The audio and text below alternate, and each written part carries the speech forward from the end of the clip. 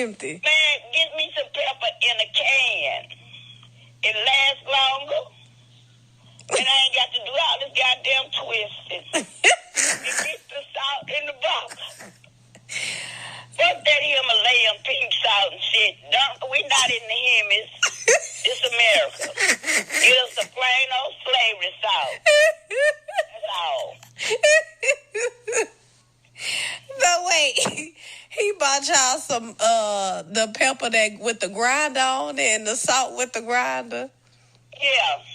Do you know how much twisting that is to season some motherfucking chicken and pork chops? By the time you get them hoes, you get through twisting and catch your breath and waiting for your fingers and shit to rest. You could have been through eating. No motherfucker could have been through eating. Can you please talk to your brother, baby, and tell him that ain't the way. Your mama getting old. This ain't the way. I hate to be with some need because I got her. Goddamn. I be tired of motherfucker. And then, especially with the pepper. Girl, this don't make sense. Lord, so you can't even see. Now. So you couldn't even season your chicken. Yeah, but shit, it took 30 minutes. Just like Meemaw said, between in the motherfucking Hemis. Welcome to episode 4 of the Brotherhood Smoke podcast. Yeah, what up? We live. Fuck with us and get some money. Fuck with us and get some money. Don't fuck with me. Leave me alone. Still, fuck with me and get some money then. Hey. I forgot you got money. You be taking trips. Please, Wealth. the fucking gas. Don't even. Can you Wealth. not? Can we not? So how's your week been, man? How's everything? What's going on? What's new? I've been drinking. That's it. Drinking my life away. Drinking every day. I want some tacos. Tacos. What's taco? No, Taco Tuesday was yesterday. It is Taco Tuesday. Wet Pussy Wednesday. Wet Pussy Wednesday. That's what today is. That's funny. I actually got a little creative. I'm one of those people that put juice in my wine because some wines are nasty. This is like vermouth. It tastes like fucking shoe bottom, but when you put it over some great Minute Maid, boy, you got a hit. Out here at experimenting. You got it. The classless. The ratchet wine drinkers. Can I get this with a splash of cranberry? This shit straight up is nasty. Just a splash. Just need some flavor in this bitch. Anything interesting over the past few days? No? Regular shit? I mean, we could save it for later. Word. We could save the extra. I mean, we could talk about it because I really want to get it off my chest. So some girl DM'd me. So some girl DM'd me. Some girl DM'd me. Yes. I mean, I follow her. Whatever. She's like, yo. So I mean, I don't know if this was you, but it seemed like it was you because I saw your picture. So she's talking about this social, some dating app she's on. Wasn't really a dating app. It was like a swingers app where you have random sex with someone random. Spicy. What's the app called? I have no idea what it's called. I didn't ask that far. I was just kind of annoyed, and I told her to report the account. So anyway, you should have checked it out. You might have wanted the profile, nigga. Don't act funny. No. I'm good. And she was like, she saw my pictures on there, but she's telling me she's like the picture, the stuff she sent me of me, the pictures. It was like older pictures of me, like That's me. odd. Older. Like now I got my tattoos and whatnot. I like to have my tattoos out. Mm-hmm. I like to have like a little sliver of it out, so people see what they getting into. Mm-hmm. But these is like me, just like younger, no tattoos. And it was just like, and she's like, yeah, you just started having a conversation with me, and you told me your name was Alex, and I'm like, no, my name's Kevin. My name is Kevin. And then she started having more conversation, asking me about my book and stuff, and the person didn't even know. And then all of a sudden, they delete the profile. I was like, so somebody used my pictures to catfish her. Boy, you got that juice. I don't got that squeeze. I don't got no juice. You got dog. that juice. I don't got no you juice. You got that squeeze. If somebody catfish you, people only catfish people that look nice. Anybody never made no catfish and no crazy looking motherfucker. So you, my friend, regardless as humble as you trying to play this shit, you got that juice. Nah, bro. You got that squeeze. Trash, yo. I just be minding my business, staying home, sleeping. Well, somebody else is minding your business too. If you got a fucking profile, your weekend was fairly eventful. You know, mine was really chill. I had a brunch. I went skating. That shit was live. I actually ordered me a pair of skates. I haven't been skating in a long time, and it like tapped back into like my teenage years, and I'm getting ready to get back in the rink. I'm gonna learn how to skate backwards and shit. Like I had so much fun. Like them old heads was in there getting down. Like when I say getting down, yo, getting down. Yeah, they like to do those moves and all that. You got it, nigga. I'm trying to get with the program because that shit was a good time. Me and Annie went, and we was out there cutting the fuck up, yo, cutting up. So you were falling a lot. Got it. Hell no. Actually not. We're actually both pretty good. Believe it or not, we're actually pretty fucking good. And we was in that motherfucker killing shit. Everybody went like, oh, who that couple over there? We trying to be like them when we get on the skates. Teach us the ways. The whole group of people we went with was in the fucking handicap lane. These niggas was hugging the wall, like skating, holding the wall. I'm like, yo, what the fuck? Are y'all not having no fun? We might as well get y'all the walkers like the kids. Gotcha. But that was my weekend. I did a brunch Saturday, hit a hookah bar, nothing too crazy. Sunday was literally R&R, and then we were back to work. So, you know, regular shit. But let's dive right into the media segment. We recorded last time prior to Beyonce's Coachella performance, which she fucking killed. Did you get a chance to see it at all? I mean, I saw some of it. Dog, my favorite part was the everybody mad shit. And now every time I hear that song, when I don't hear the horns, I be tight. Like, what the fuck is this? Give me the horns Beyonce had on her song. Yeah. I mean, don't get me wrong. It was a lit track and everything without it. But now it's just she enhanced it. And I'm like, look at God. Won't he will? Okay. Out here. Did you see her para? Oh yeah. I mean, I don't know how I feel about that. I see where she was going with it, and I love the idea. But I just feel like the whole BDK thing, like she's getting ready to have GDIs out here fucking wilding. Like everybody's about to think they fucking Greek. Like, and then she did like, what y'all know about skit time? Like, what the fuck make me laugh, sis? Whose basement have you been? Okay, now back to the shaking the table. Who has been saying that?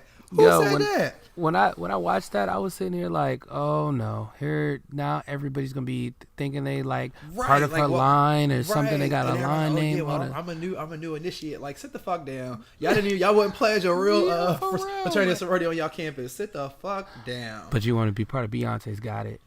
I mean, I get it. To be affiliated, everybody wants to be affiliated with Beyonce. Yeah, of course. But it was dope. She did a great job. A whole 2 hours, like. Energy, my nigga. Like, that's the new definition of energy. Like, that woman was fucking moving. 2 hours? Yeah, she got it. She got it. All that energy. Bruh, like, what? Like, ain't no way. She don't smoke nothing. She probably don't even drink. Yeah. They have, lungs and a liver and shit like that. The way she be moving. All that energy. Right. But J. Cole's album also dropped this past week. Fire, smooth fire. Loved it. ATM, I think, is my favorite track. I like 1985 too, but KOD. For some bump shit in my whip, ATM got it. I like Motivate for that, and I also like Kevin's Heart. That was pretty good. Yeah, I like KOD photography. Is it photography? Photograph? I said photography. Photograph I actually liked because it's like one of those songs where it's like, damn, am I falling for somebody because of their picture? It was like a whole, to me, it was like a whole social media thing. Right. Because of what I see. Yeah. I was like, yo, eyes that's dope. type deal. Yep. Did you happen to see Kanye's Twitter rant at all? No, I didn't actually. We're going to bypass that thing. He's a fucking coon. And that's what I have to say. Fuck Kanye West. He's a fucking coon. Like, I have nothing nice to say about him. I mean, these days, I feel like, whenever there's news about Kanye, I kind of don't care anymore. You try to separate the artist from the person themselves, like their work from who they are as a person. He's fucking trash. Like, at this point, he's brainwashed. That nigga's in a sunken place. Fuck out of here, Kanye. You can kick bricks with no shoes on, my guy. Fuck out of here. He's a Kardashian. We're talking about him. somebody else who feels the same way that I do, Taylor Swift. This jackass. Did you see the video of those 3 older black women? You know she did a cover of Earth, Wind, and Fire, September? Yeah, I heard about it. Nigga, I didn't listen to the actual like track, but there's a video of these 3 older black women listening, and it's like they were so disgusted. They had all the disgust of the ancestors. First of all, I don't even want nobody black covering September by Earth, Wind, and Fire. I just want to hear Earth, Wind, and Fire. When I hear that track, I want to hear it sung by them. Especially I know fucking Taylor Swift. You don't get your patty mayonnaise ass out of here, girl. Fuck who gave the okay on this? Who gave the green light? For real. I think they need to sue her fucking ass. I hope they. I don't know. I hope this was done through some backdoor shit so she can get sued. Because I don't approve of this shit. I call fucking shenanigans on that. Yeah. Fucking complete shenanigans. But also, Issa Rae and Insecure received the Peabody Award, so shout out to them. I want to get a round of applause for them. Congrats to her. They are lit. Also, Kendrick Lamar got a Pulitzer Prize, which I didn't know you can get one for rapping. Yeah, or I didn't for know that either. writing music. You can get it for like newspaper articles, any type of like I think it's like written composition or something like that, or journalism. Which is dope. Right, mad lit. Also, North Carolina court wrote Asante Shakur a $15,000 check, but they have no idea like how they're going to send it to her because nobody knows where the fuck she is. But it was based off of like a property settlement from back in the day. They owe her some money, which I thought was pretty cool. They're trying to trap her. Yeah, well, they owe her money. They basically wrote the check out to her. I think her power of attorney is going to get it, whoever that is. But then they're going to probably try to see where it gets cashed, that type deal. So I feel she's probably not going to take that fucking money. Yeah. Also, Lauryn Hill's going on tour, and I just hope that she knows about it because she doesn't fucking show up, or she shows up late. So I'm praying to God she knows about her tour. I was tempted to go, but I'm like, okay, Lauren, you're a legend, but at the same time, new music, please. The thing is, no. I don't think she needs to do new music. I need her to do her original shit. You know, since she had those text issues, she can't perform her songs how they were originally written. She got to do like techno beats and shit. Have you ever seen her live since the whole tech situation? She had to sell rights to all of her music. So she performs them in like these go-go mashups and shit. And they're bad. Aren't the original. And it's fucking trash. Like, I don't want to hear that shit. If you're doing the original Miseducation of Lauryn Hill, solid. I'll pay my money to hope that you show up. Yeah. But if you're performing this go-go New Day shit, sis, keep that. Throw that shit in the garbage. We don't want it. We want original Lauryn Hill. Fuck out of here. Word. Also, we talked last week about your private data and people getting access to your dreams and things like that. I also thought it was pretty crazy because Facebook had that leak going on with them and their information. How about MySpace is making money too off of selling our data from back in the day? Wow. So they're onto some similar shit, which I think is pretty fucking crazy. Despite all of what's going on, but I guess it's a new thing. I guess I don't know, consume, I guess, what people like or what they're more prone to get. I mean, me 10 years ago ain't me today. Yeah, for me real. and MySpace is not me today, so I wouldn't want any of that shit that I was talking about then. I can almost guarantee you I don't want any of it. Shout out to Lauryn Hill. I'm excited for her in this upcoming tour. Oh, also, did you hear about the lady on Southwest? Oh, that yeah. got something that died? Yeah. Bruh, that shit is nuts. Talk about, and then they supposedly made a settlement for all the other passengers. Gave them a check for $5,000. I didn't mind. Thank you for paying my retainer for an attorney, but y'all get ready to come about y'all pockets a lot more. Y'all getting ready to change the name of this airline. I want some of these planes named after black figures. We get ready to switch this whole shit up. Southwest get ready to be called something else. I don't even know if we're gonna call Southwest the South Side or some shit. But we about to revamp this whole shit. I think when you purchase your ticket, there's an agreement of some sort that you It can't sign. be, bro. Those people almost died. Yeah, they did. It was due to negligence. This wasn't the first instance of this happening on their planes either. A plane, this happened, I think, a few years ago. The same thing happened on a different plane, but instead of the shrapnel hitting a window and coming into the plane, it hit the side of the plane. They didn't know how to handle it or what to do or how to, go about rectifying that situation. But they ultimately, I guess, swept it under the rug. And here it is again. And this time somebody actually got killed. Almost killed a plane full of people. This was legit negligence. There's no other way to name this. You're not giving me $5,000. I'm gonna be like, thank you. I mean, this is my retainer for my attorney, correct? I hope y'all don't think I'm gonna waive all of the rights. I'm getting ready to sue the shit out of y'all. Yeah. Like, you know what I mean? That would suck. Nobody gets on a plane. I think, and they weren't even going far. I think they were going from like New York to Dallas or something like that. Yeah. Nobody boards a flight, with the intention or the thought that plane would go down, especially due to negligence. This was like a failed inspection. This is a fuck up that y'all made. Y'all gotta wear this. You know what I mean? It's not like it was an engine failure or just something, it wasn't foreseen. This wasn't the first instance of this nature. You know what I mean? So I don't want to say I love to see how this is going to pan out, but for the people that made it, like, to God or the universe, whoever you pray be the glory. Yeah. But that's crazy. Like, bro, can you imagine being on that plane? The oxygen mask drop, a window done blown out, a person is dead on the flight. Y'all descend. They said they nosedive for a significant amount of feet before she regained control of the plane. Like, shout out to the pilot for knowing how to fucking do her job. Like, Yeah, what? Dog. Hell never. Hell never. Hell never. Yeah, that's crazy. I would run Southwest for every fucking thing that they have. But craziness. Again, so I guess as we talk about the shenanigans, we're moving on to Colonizer Chronicles. Woo, let's get a round of applause. Oh, my Yay. goodness. It's crazy. Y'all know they be out here with some bullshit.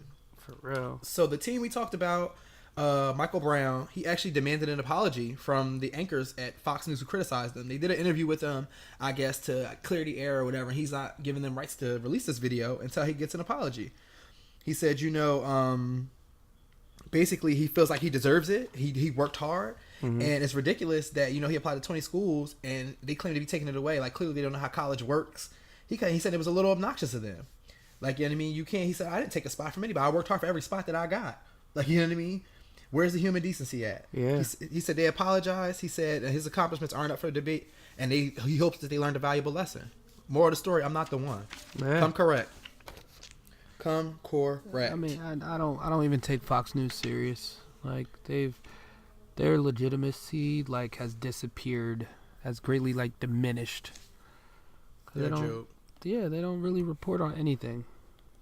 They get on air and pop shit. Yeah, that's it.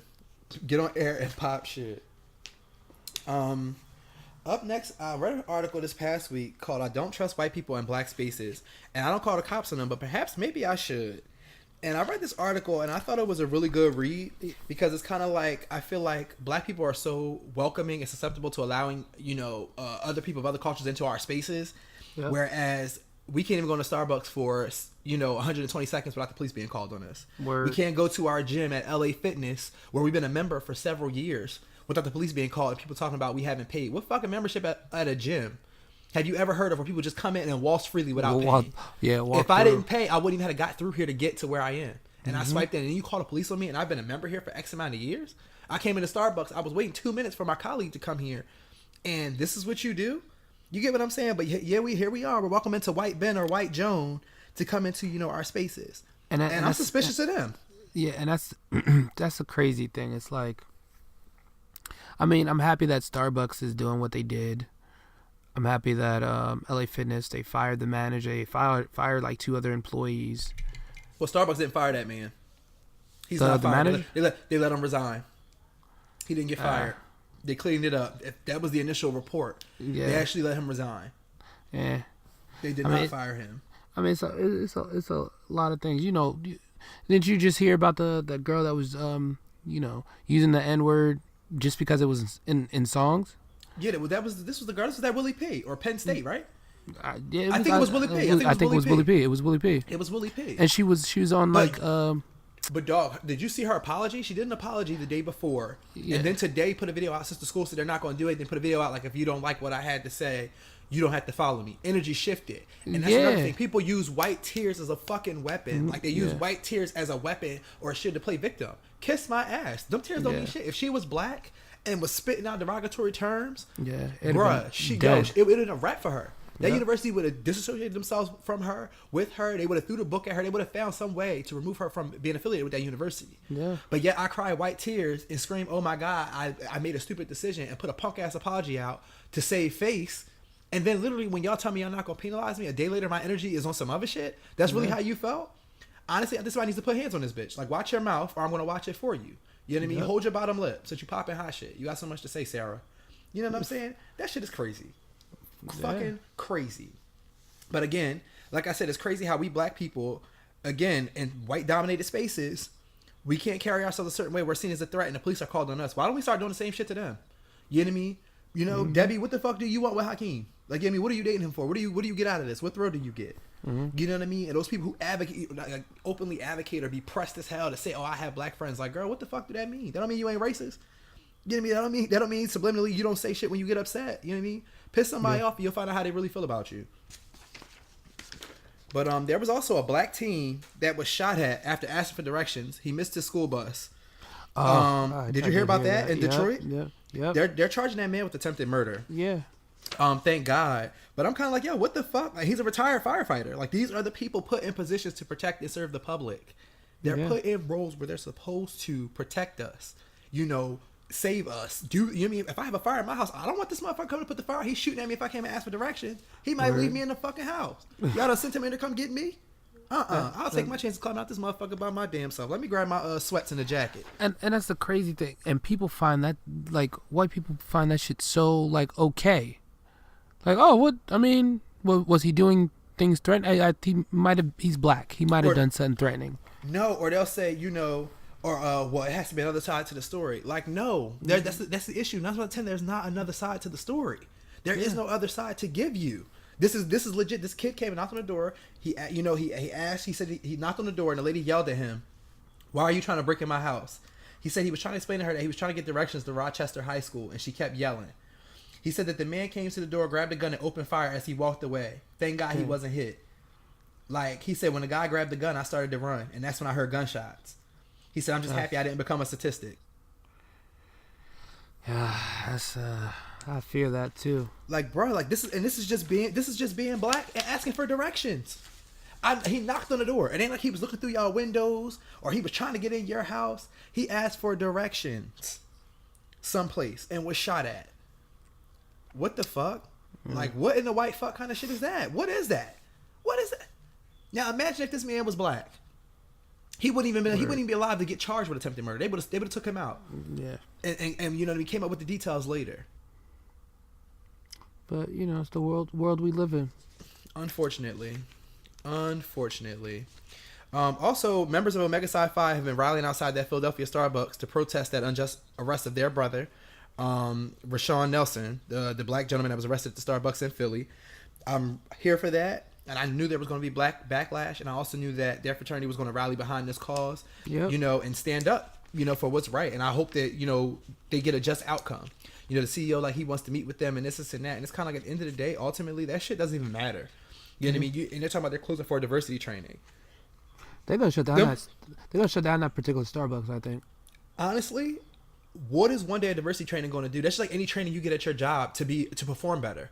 I go to those trainings, I'm like, shit, gotta go to fucking training today. Let me sit through this 8 hours of training. You know, I already don't want to be fucking bothered. I want to go to work and just do my job. But they had the stupid training I gotta sit through. You know what I'm saying? People aren't going. I don't think these people are going with the intent to learn anything.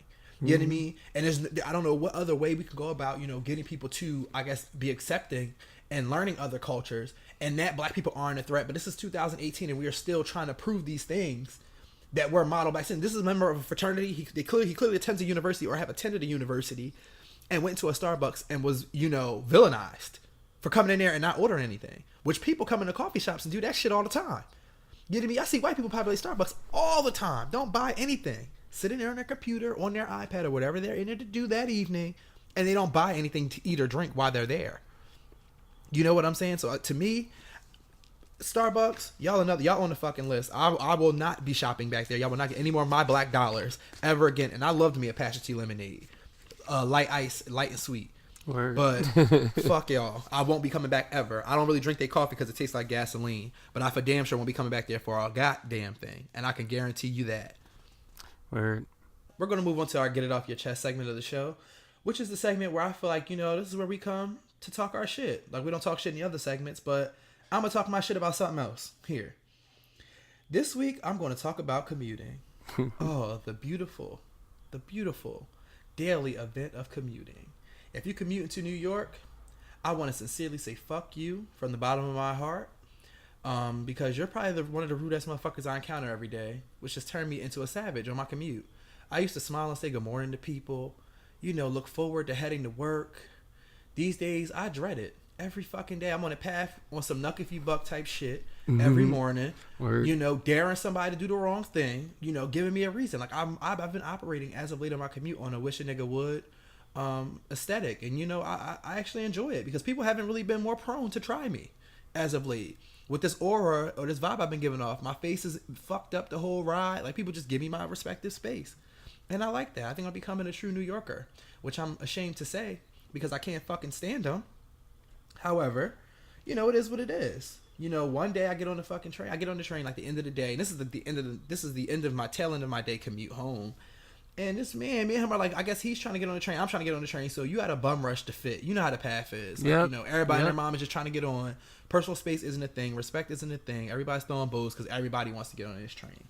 So, man, this man tried to get on there. So I threw a fucking elbow and popped in there. I was like the last person that could fit. He couldn't get on. So this fucking bastard going to tell me, you know, oh, go to hell. So you know what I told him? I fucking vacation there. And that's why you wait for the next train as the doors closed. Fucking bastard. You can go to hell, you fucking piece of shit. I don't even know who he is.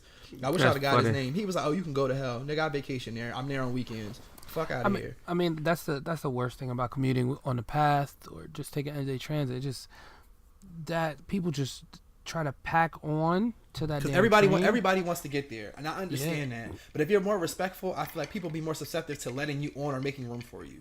But when you just bogart and try to bum rush, you know, on some move shit, like no, I'm not going anywhere, and I'm going to stand real fucked up. Where if there could have been space for you, there won't be. Because now I'm going to spread my legs. I'm going to be rude, blatantly. You know what I mean? Like, come on, it's simple manners. Excuse me will go such a long way, and I feel like nobody understands that.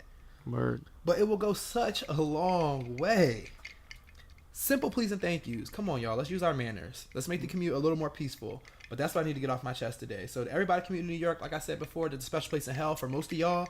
Not everybody, but a significant amount of commuters into New York, and maybe even myself. But like I said, I vacation there. So, you know, it is what it is. Just keep my seat. If I'm going first class.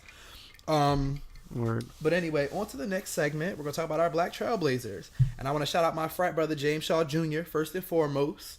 This brother disarmed the Waffle House shooter. Yes. As we have another mass shooting of a domestic terrorist that they're going to claim is crazy and had a amazing, you know, or a bad upbringing, or, you know, he had a mental break, whatever, you know, they're going to, before they even get it out there, you know, I'm going to clear the air. I'm going to put it out there. I'm going to manifest that because we already know that's how they're going to portray this man. They haven't called him terrorist yet. He's right. A lone wolf. Yep. He's a lone wolf. They took him down safely without killing him.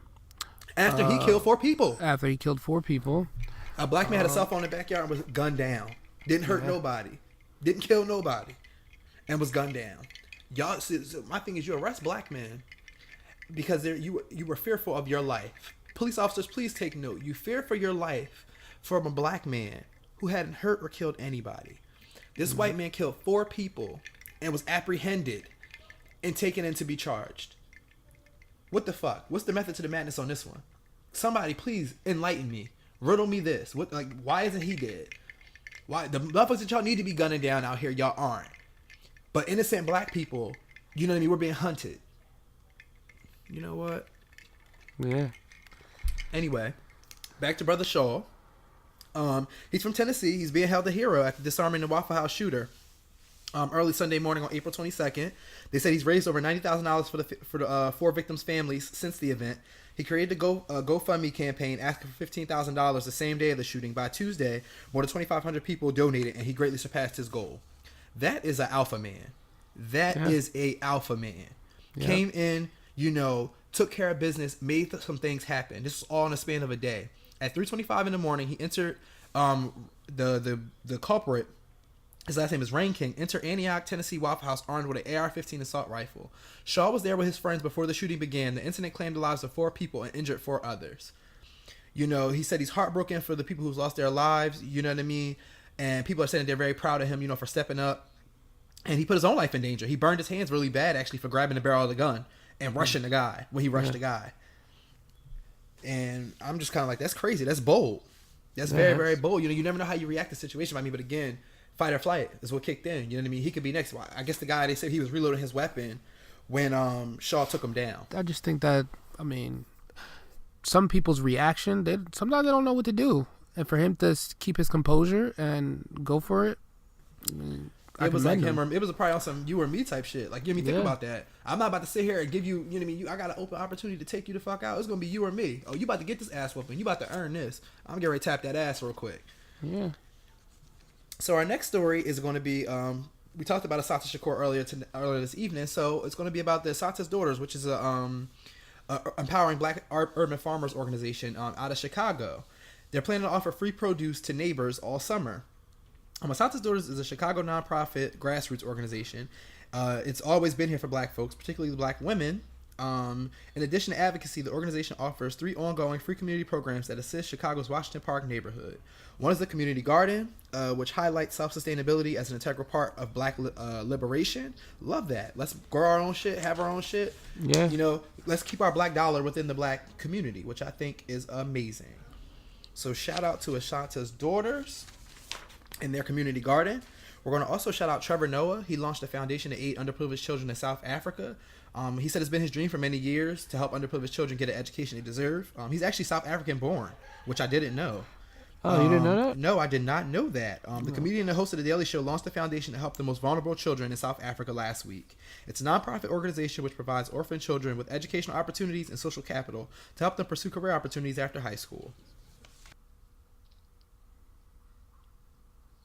Another black trailblazer I want to talk about is Winston Duke, otherwise known as M'Baku from Black Panther. He basically launched a Wakanda Forever line to raise money for diabetes research. A portion of his proceeds will support a cause that's close to his heart with the American Diabetes Association. He wrote, many members of his family and extended family are living with diabetes. They're rock stars and deserve the support needed to thrive. Ranging from $25 to $50, available apparel includes tees, tanks, and sweaters with Afrocentric designs and M'Baku portraits, which I think is dope. Another black trailblazer, which I think is very amazing, is the Arizona principal. He suspended a student for refusing to remove his do-rag. He said, I'm trying to make a college-ready environment, which I think is amazing. I feel like we have to instill discipline, you know, and the art of how to navigate in a predominantly white world to our young men. Yep. Coming up in school, I had maybe one black teacher in my entire life, one black male teacher in my entire life. And I feel like people like this principal are needed. His name is Lawrence Charles. No, this is the student's name. I'm sorry. Lawrence Charles attends McLaughlin High School. On April 11, he was escorted out of the school and later given an in-school suspension because he wanted to wear his do-rag. According to reports, McLaughlin's assistant principal is a black woman. She deems do-rags unnecessary in a college-ready environment. She said, I'm an African-American woman and I know how they work. Charles loosely quoted the administrator, you don't need to be wearing your do-rag at school. I'm trying to make Clinton a college-ready environment, and that starts with not wearing your do-rag at school. I think it's amazing. I mean, in college, you can wear whatever you want, do what you want, but I feel like the do-rag has negative labels and stereotypes, you know what I mean, predominantly in the black community and associated with the black male. And I feel like when you're carrying yourself in a white environment or a predominantly white society, which already sees you as a villain, you don't want to, as unfortunate as it is that you can't be yourself and express yourself as you deem necessary. Right. You know, you have to be cognizant of these things. And these black men in schools at that age, in a very, you know, influential age, I feel like are necessary, you know, to the upbringing of well-disciplined, well-learned, and well-rounded young men. I think today he probably does not appreciate the lesson that he got from this man, but I figure later when he sits back and reflects on what he did for him, it's going to mean a lot more. It's going to mean a lot to him, and I mean every time I see younger men, I try to tell them like, yo, stop. You know, the life you live in now, it's not going to be beneficial for you later on when you get into the real world. Right. Like all these things, I feel like it's unfortunate because I feel like a lot of the time our elders try to tell us, you know, what matters today isn't going to matter tomorrow to you. What matters today isn't going to matter next week. What matters in middle school isn't going to matter in high school. What matters in high school isn't going to matter when you move on to either go into the workforce, into the military, you know, into your career, into college, whatever you opt to do. And at that time, you don't understand. I feel like it's one of those crazy things when you can go back, if you wish you could listen to what people said to you and actually, you know, apply it at the time. But I guess that's the beauty of life and growth and self-reflection and accountability, that you learn these things about yourself and, you know, and about what the message was behind whatever people may have said or done at that time that you didn't feel was necessary, you weren't in agreement with completely. Word. And that about wraps up our Black Trailblazers for this week. For the Black Brotherhood Smoke section, we're gonna talk about, I have a quote, which is, stop making spare keys to doors the universe and or God is trying to close. I feel like that's deep. I feel like none of us can fucking take no for an answer. Stop making spare keys, whether it's a person, whether it's an opportunity, you know, whether it's a thing, a habit, whatever it is. If you're rearing negative results each time, it's time to find something else. Leave that door closed. That means that door is not for you. And because that door closes does not mean another one won't open. What's meant for you will be for you regardless of whatever. But stop trying to find your way to finesse your way back into something that's been, you know, proven to not be for you based on the results that you yield. Yeah. I agree 100% on that. You know what I mean? I feel like that's one thing that a lot of us have issues facing. That no. No is a beautiful thing. No is an amazing thing. And I feel like we don't take it for what it is until I guess maybe it's too late or until you have the time to self-reflect on whatever it was that you were being told no about. You know what I'm saying? Yeah. There's times where I was told no before. I remember I sat and reflected like, wow, I thought this was it for me. I thought this was what it was, and it wasn't. And don't you know I stepped into a greater opportunity? You know what I mean? A greater situation, a greater circumstance. There was an even greater outcome than what that no was that I kept pressing and trying to create this key for. You know what I mean? So moral of the story, accept that no and navigate forward. You have anything else you want to add to making spare keys? That's it. That's it right there. Well, all right. This about wraps up episode 4 of the Brotherhood Smoke podcast. And I am your host, Taylor Made, along with my right-hand man, Random Guy Kev. And it's little whatever. Thanks for joining us again for another episode. And like I said before, everybody get your motherfucking roll on. I hate you, yo. And we out. So much. Lies.